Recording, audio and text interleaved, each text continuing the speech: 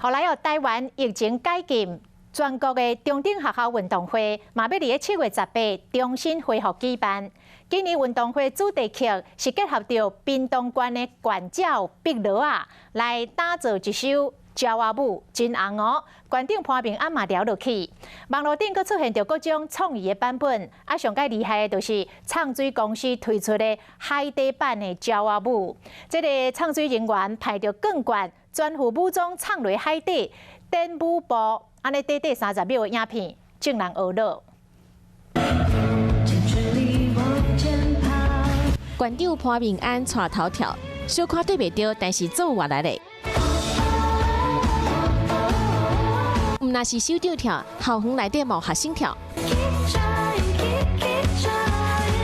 警察嘛来插一卡。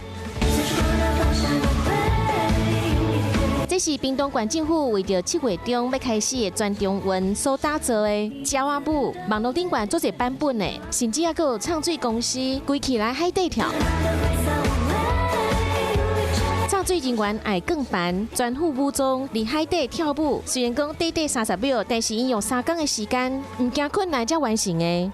这个舞在跳的时候其实有点困难，因为它速度很快，节拍有时候会抓不太准，所以我们其实跳了很多次，也练了很多次。那希望可以让更多人知道，2020全中运在屏东。大家拢是要为屏东的全中运来尽心。网友笑讲，即卖是伫路林海底，后盖爱换空中跳。